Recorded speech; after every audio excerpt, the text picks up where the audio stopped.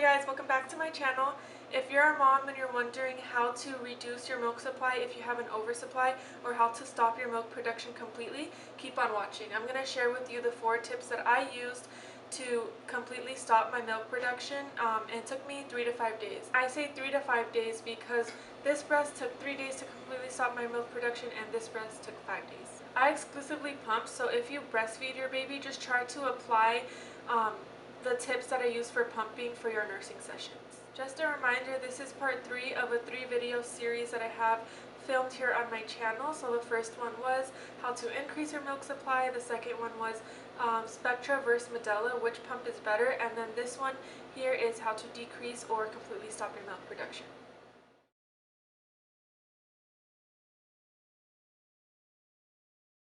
Step number 1 for completely stopping your milk production or reducing it is to reduce your pumping time by 10 to 15 minutes.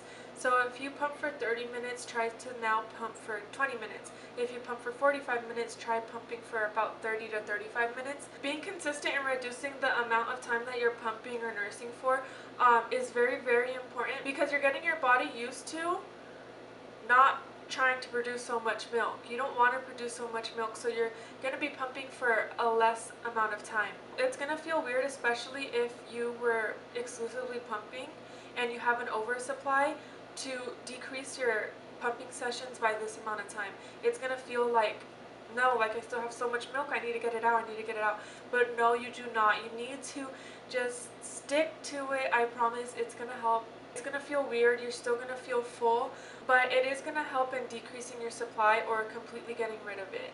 I remember this one wasn't too bad because this breast did not produce hardly anything and this breast produced so much. So it would feel very weird to take my breast off of the pump and still know that there's so much milk in there. But just trust me on this, it will help you decrease your supply so much. Step number 2 is to take away a pumping session or a nursing session. So if you pump or nurse 5 to 6 times a day, then now just pump or nurse 4 to 5 times a day. It's also going to feel weird and you might feel like you're doing yourself wrong because you have this milk.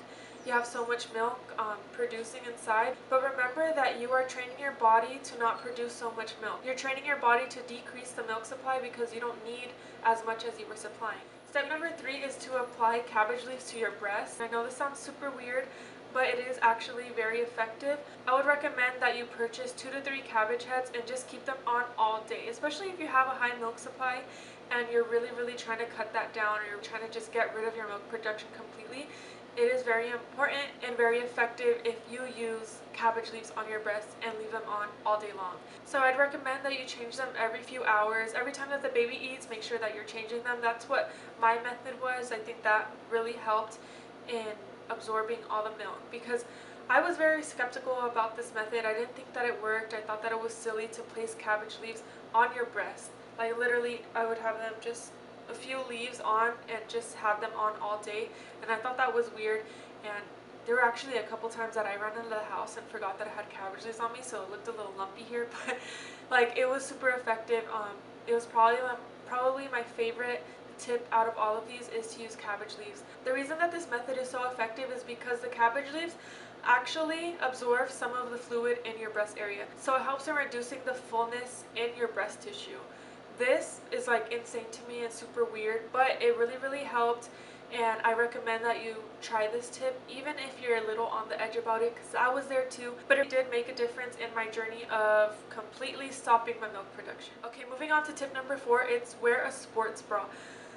This one is kind of controversial. Some people say not to do it, some people say yes, it worked for me, and I'm the person that it worked for. Don't wear a sports bra that's too tight and you're not going to be able to breathe in. Try to get one that isn't too loose but not too tight either, one that you're going to feel comfortable in. Wearing a sports bra can help because having your breasts more compressed than usual can block your milk flow and tell your body that you don't need any more milk. Be careful when you're doing this because you don't want your milk ducts to become clogged, and that can lead to mastitis. So make sure your sports bra isn't too tight. If you're starting to feel clogged up, it's okay to relieve yourself by pumping, using warm water, or even just massaging them out. If you're a new mom and you're trying to get a head start on these tips, Be sure to check out my video on how to increase your milk supply and my video reviewing and comparing the breast pumps Medela and Spectra so that you can find out which one works best for you.